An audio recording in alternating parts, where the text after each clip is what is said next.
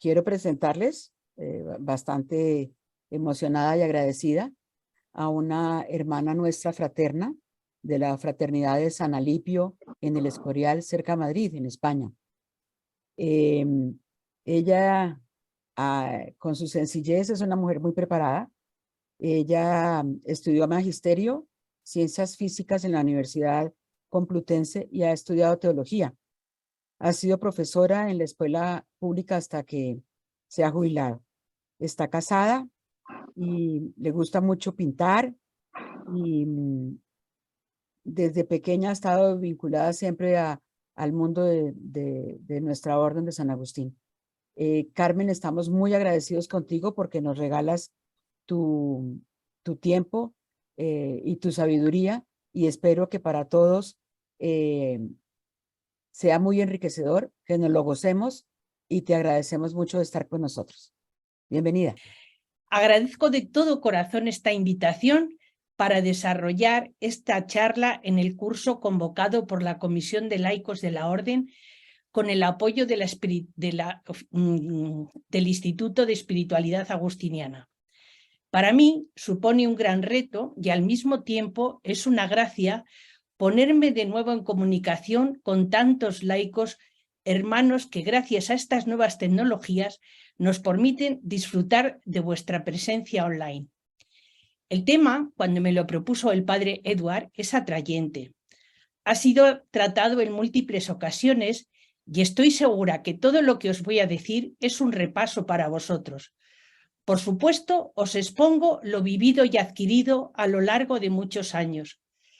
Para mí es un gozo ver la vitalidad vuestra, hermanos hispanohablantes y portugueses, que crecéis y os encontráis en distintos lugares para vivir la espiritualidad agustiniana en el seguimiento de Cristo. Hace unos días os encontrasteis en Chile los coordinadores hispanos. Lo que habéis comentado y reseñado nos invita a todos a seguir profundizando en la vivencia evangélica con la ayuda de la espiritualidad agustiniana. Es una ayuda magnífica para responder a la llamada a la santidad. Santidad que hemos de conseguir por la gracia de Dios en comunidad de vida en la Iglesia y con la ayuda de nuestro Padre San Agustín. Añado a lo anterior que desde hace años he colaborado con la Comisión de Laicos en múltiples ocasiones y con otros muchos laicos de distintos países, Vique de Panamá, Mima Guelfe de Italia, Ana y John de Malta, Silvia de Australia. No nombro a todos, disculpad, pero han sido unos años muy enriquecedores. Y sí que afirmo que ha sido una petición constante poder recibir formación en la espiritualidad que compartimos tantos hermanos y hermanas. Agradezco al padre Edward, al instituto, a Chilas, a todos los coordinadores hispanoamericanos y de habla portuguesa, que tanto esfuerzo hacéis por el laicado y para que se pueda llevar a cabo esta convocatoria.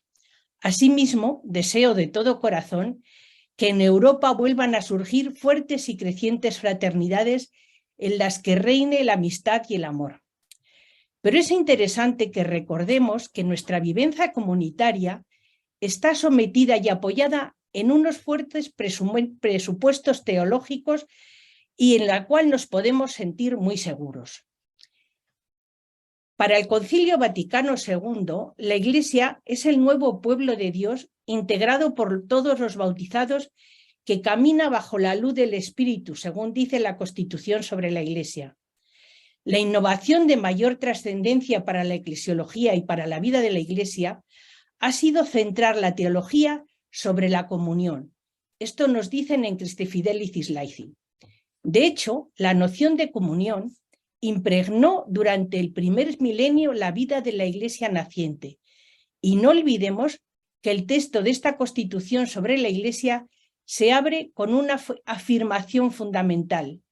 La Iglesia es misterio, signo e instrumento de la unión íntima con Dios y de la unidad con todo el género humano, nos dicen en Lumen Gentium.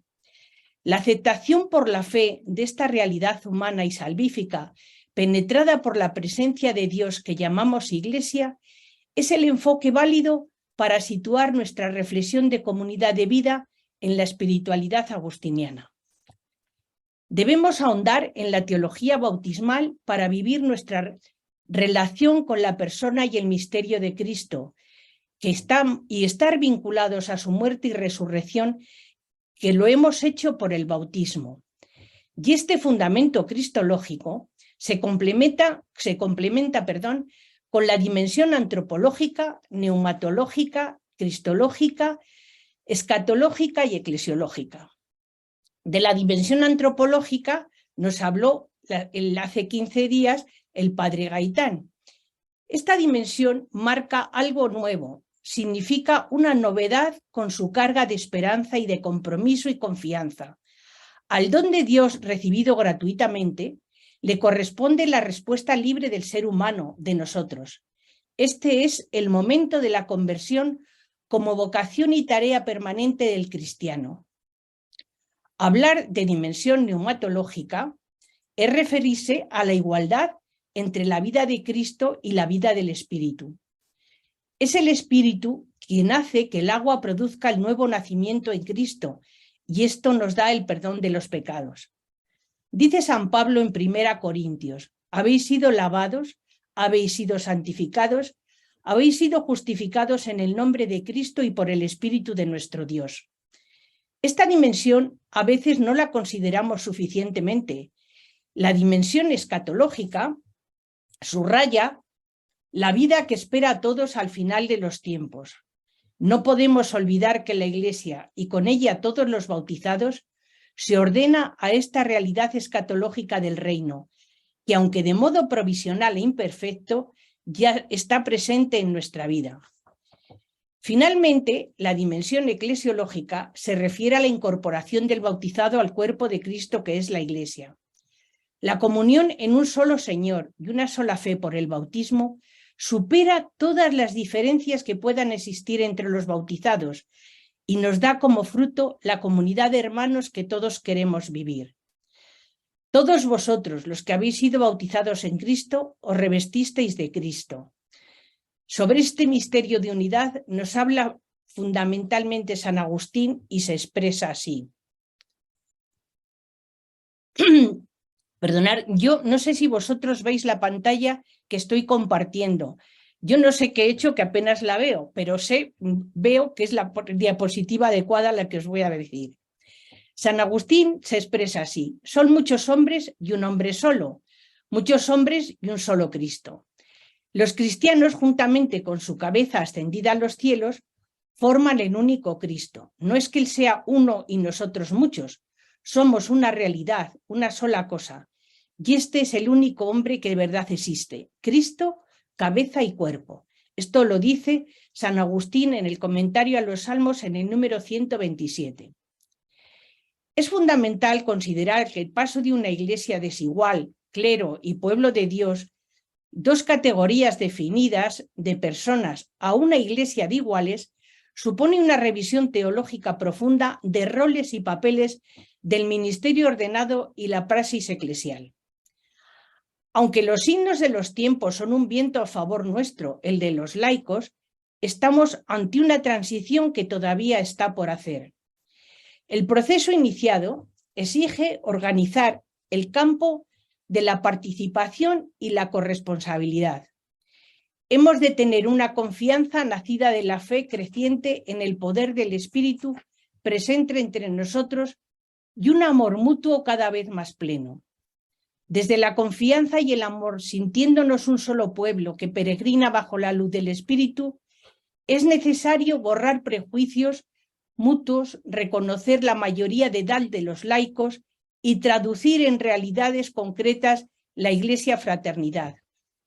No olvidemos que el discurso teológico va por delante de la participación real de los laicos en la vida de la Iglesia. Es como un refrán castellano que dice que las cosas de palacio van despacio. En Christi Fidelis Laices y dice que no debemos olvidar que el mundo es el ámbito y el medio de vivir la vocación cristiana. Todavía hoy nos falta mucha explicitación de esta teoría bautismal desde la que se construye la igualdad de todos los miembros del pueblo de Dios. pero debemos subrayar que se trata de una igualdad diferenciada, diversidad y complementariedad en la unidad del espíritu. No es fácil borrar unos hábitos y un lenguaje que ha tenido vigencia durante siglos. Supone tanto como cambiar la historia. Al hablar del laico, algunos suponen que es un tema peligroso. Subrayar el protagonismo laical no es desprestigiar ni a sacerdotes ni a religiosos, porque los laicos no somos un ejército invasor.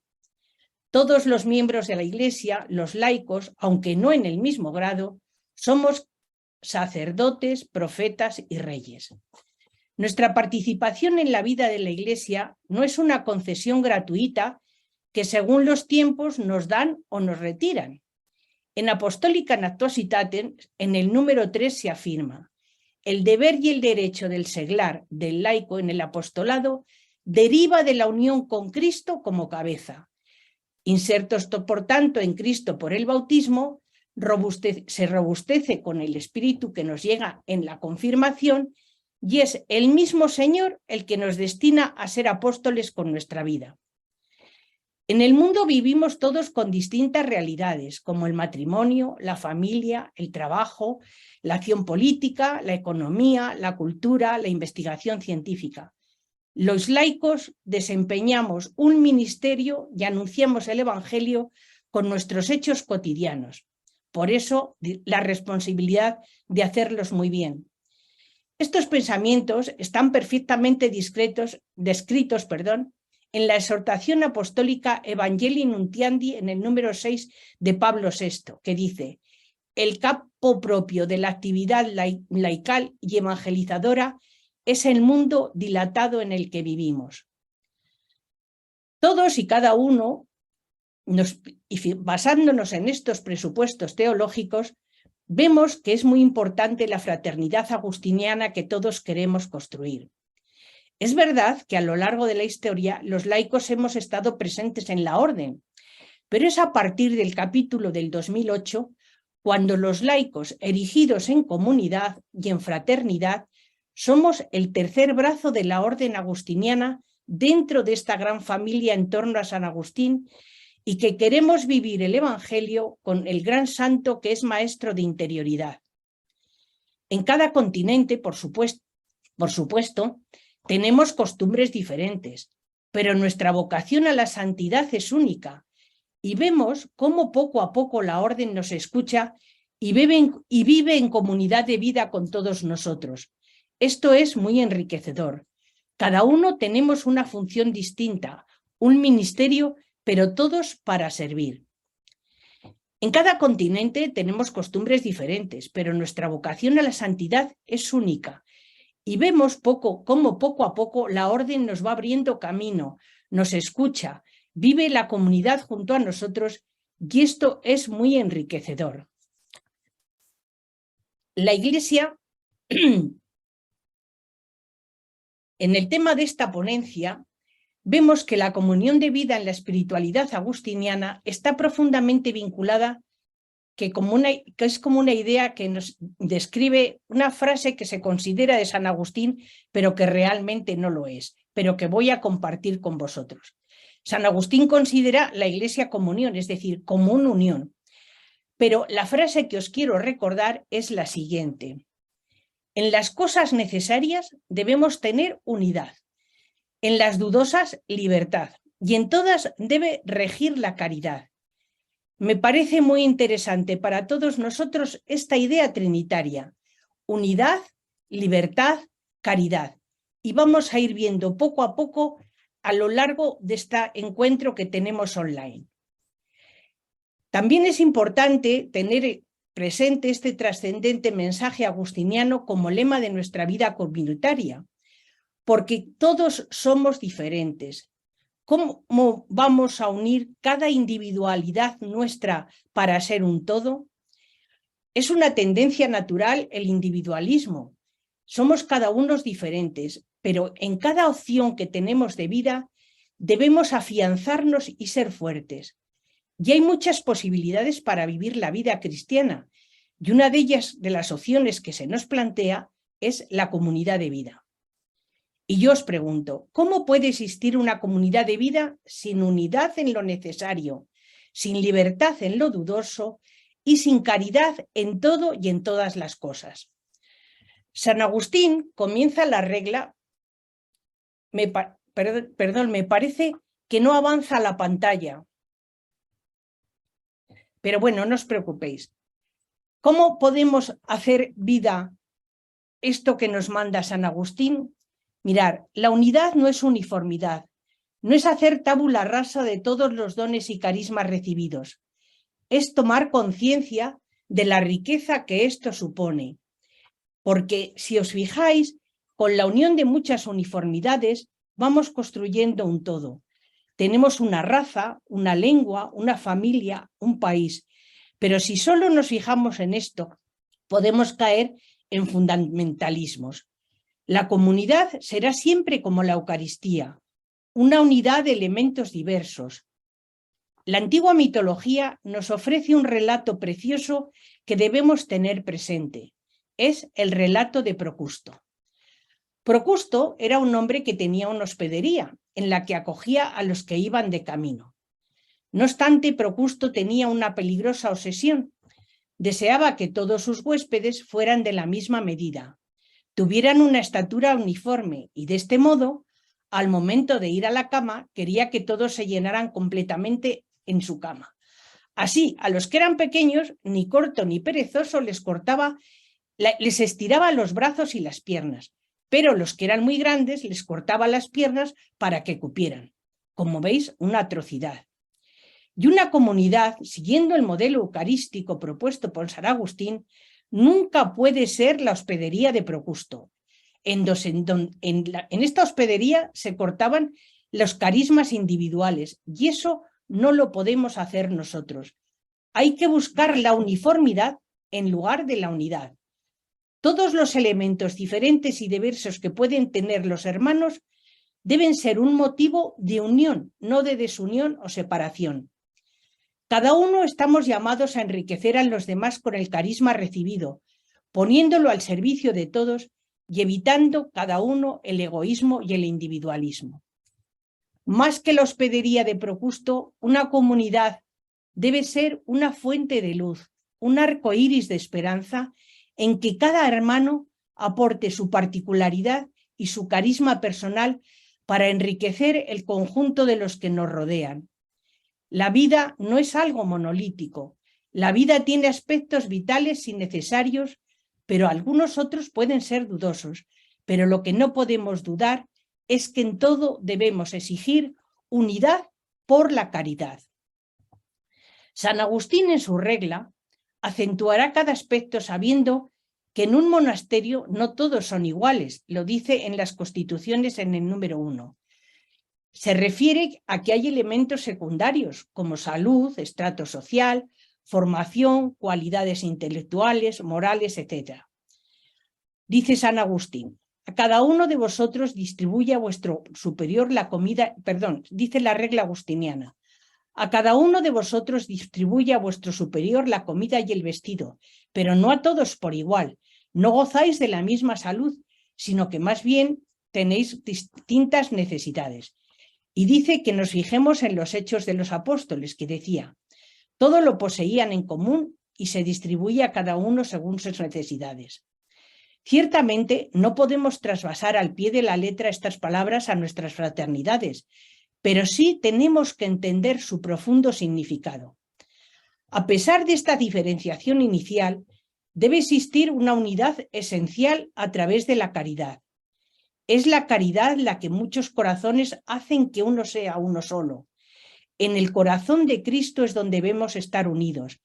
Allí nos insertamos todos en este único corazón con los hermanos que viven la fraternidad. Y de esta manera viviremos con un solo corazón y una sola alma. Y esto lo refleja San Lucas en los Hechos como un perfecto ideal comunitario. Hemos visto algunos puntos introductorios importantes para la comunidad de vida, es decir, para que lo cristiano sea lo nuestro. Es fundamental que nuestro vivir sea cristiano y tenemos que elegir esta forma de vida comunitaria. Pero si elegimos esta vida, es que lo agustiniano es lo nuestro. Y si es lo nuestro, debemos estar orgullosos de ellos y elegir en todas las decisiones este comportamiento agustiniano. Pero si elijo este comportamiento y este agustinismo, es para imbuirme de la doctrina de San Agustín. Por consiguiente, estamos ante muchas cosas que tienen la libertad de ser dudosas. En consecuencia, ante esas cosas dudosas debe regir la libertad. Acordémonos del mito de Procusto y las consecuencias lamentables que traía. Imbuirse del agustinismo es una labor personal, no una obligación de los agustinos, pero nosotros los laicos estamos agradecidos a todo aquello que ellos hacen por nosotros. Agradecemos que nos ayuden a crecer en la fe, que nos ayuden y nos muestren la doctrina de San Agustín y nos hayan acercado a este gran pedagogo para vivir nuestra doctrina cristiana.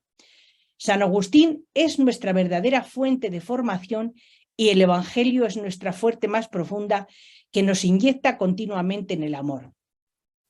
Porque somos cristianos y agustinos, debemos elegir siempre que la caridad sea la regla de nuestra vida. Es decir, que nuestra comunión no sea una paradoja, sino que de todos los individuos que estamos aquí, a través de nuestra alianza por la caridad, lleguemos a hacer un solo corazón y una sola alma. Cada fraternidad suele tener unos estatutos, unas normas que, como somos humanos, plasmamos en esa especie de contrato en la cual nos recordamos muchas veces cuáles son nuestras obligaciones para vivir como laicos, cristianos y agustinos.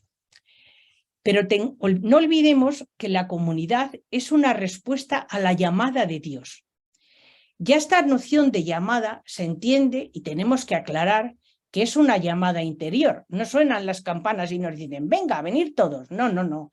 Es una llamada interior, porque quien llama está en nuestro interior.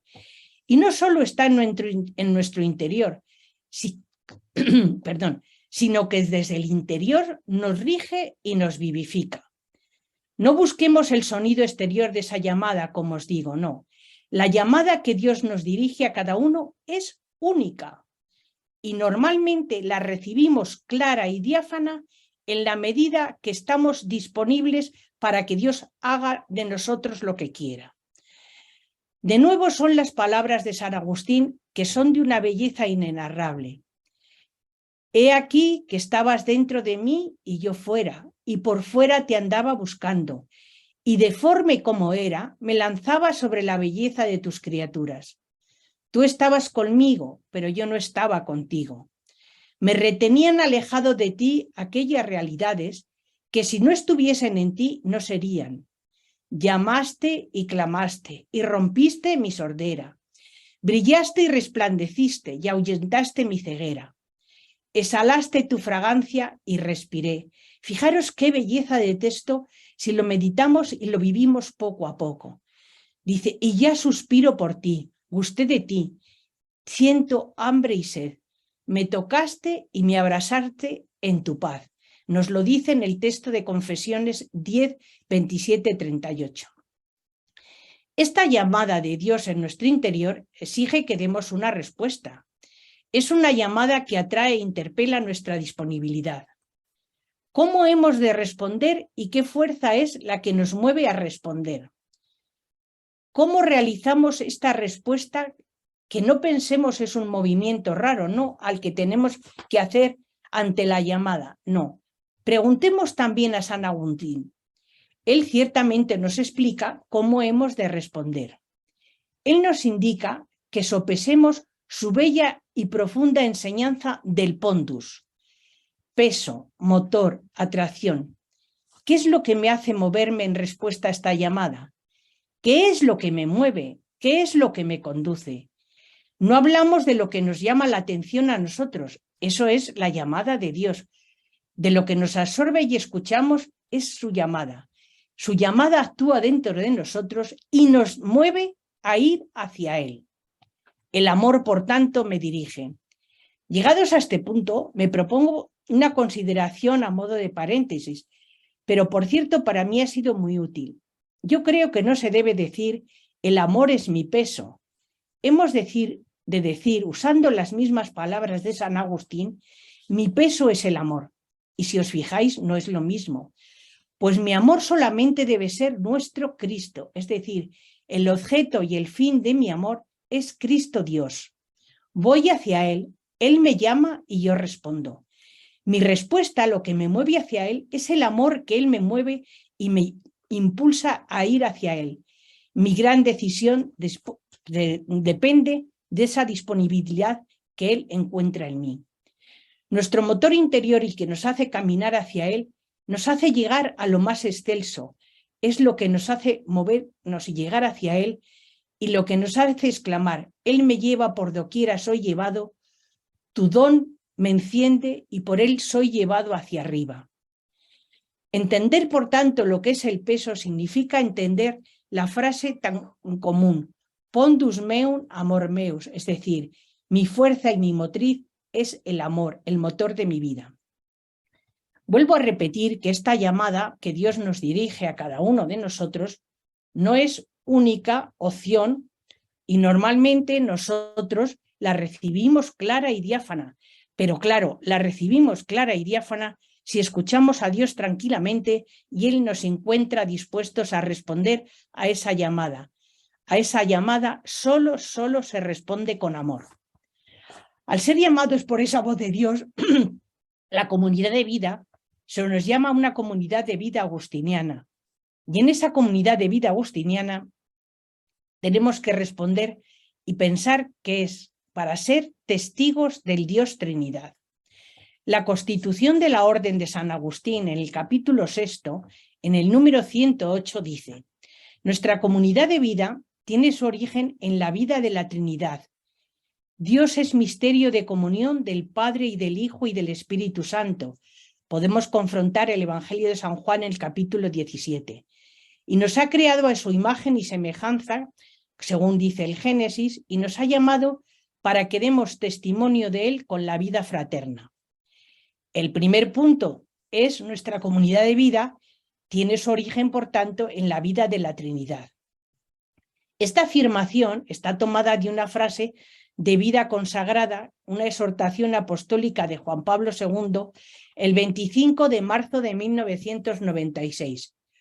Por muy alto y eminente que parezca este fundamento teológico, no debería ser una mera palabrería, porque dejando a un lado la dificultad que supone para nosotros entender el misterio trinitario, lo cierto es que nuestra pobre idea de Dios Trinidad tiene que intentar, al menos en lo mínimo y fundamental, qué significa que esto es la comunión de vida con los hombres.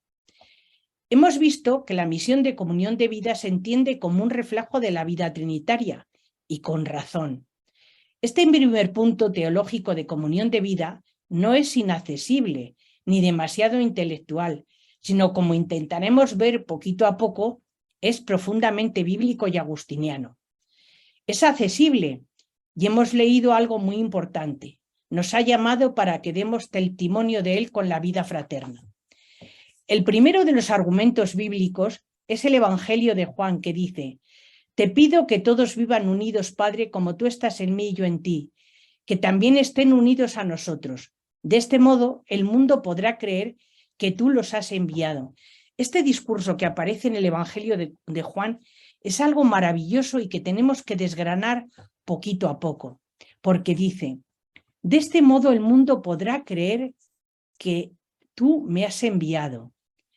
Yo les he dado a ellos la gloria que tú me diste, de manera que todos sean uno como lo somos nosotros. Se resalta la importante indicación del apóstol en la frase: de este modo el mundo podrá creer que tú me has enviado. Fijaros qué responsabilidad para cada uno de los fraternos que vivimos en el mundo, para cada cristiano. Es decir, que si los hombres nos unimos, somos testigos del Dios Trinidad, y el mundo podrá creer que el Padre ha enviado al Hijo y nos ha dejado su Espíritu. Una semejanza e imagen de Dios no es en lo corporal. Comenta San Agustín en sus obras: lo que se dice que el hombre fue hecho imagen de Dios se entiende del hombre interior, donde reside la razón y la inteligencia. Hemos visto tantas representaciones pictóricas de Dios que a veces es un venerable anciano, generalmente la pintura, aunque a mí me guste pintar, nos refleja cosas como un poco melifluas. Y a veces nosotros exigimos a Dios en nuestra oración porque no sabemos a veces orar. Tenemos que tener una humildad muy grande para dirigirnos a Dios con humildad y para darnos cuenta que dependemos de todo y que lo único que podemos hacer es confiar en Él. No obstante, San Agustín, en su libro de Trinitate, da múltiples enseñanzas, pero hay otros muchos sitios en los cuales se nos presenta la vida trinitaria.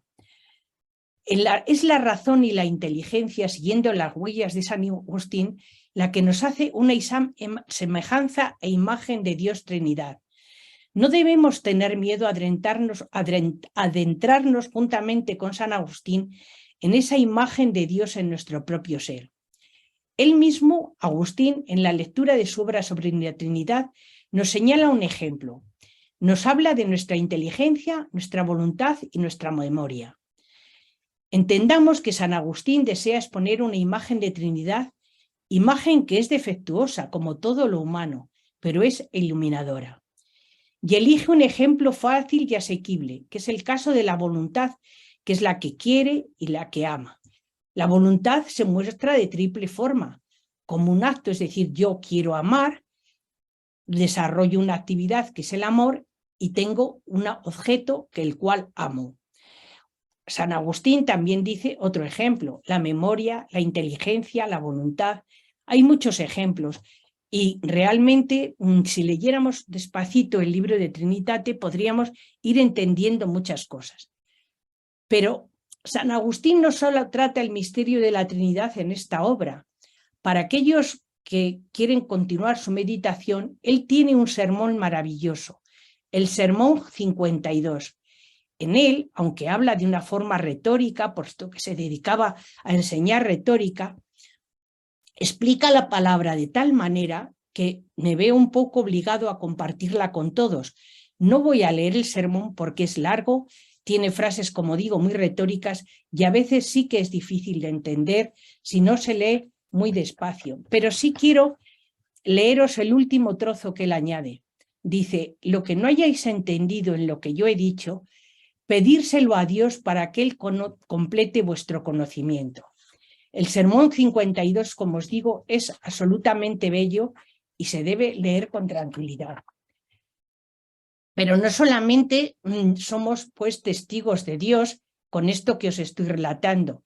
Siempre tenemos, la cuestión crucial es que somos testigos de esta vida divina, la unidad de tres o tres en uno. Pero ¿cómo podemos ser testigos de un misterio, de este misterio de Dios Trinidad? ¿Qué es lo que debemos reflejar? Debemos reflejar lo que nos une, y lo que nos une es el amor que es paz, la paz que nos da caridad, la caridad nos hace comprender, la caridad nos llena de luz, y todo esto y mucho más sin desfallecer y con humildad, pidiéndole a Dios que nos haga entender las enseñanzas de Agustín. Pero voy a deciros una cosa, ser testigos de Dios Trinidad no solo es de los agustinos y agustinas, porque no solamente los monjes y monjas tienen la obligación de vivir esto.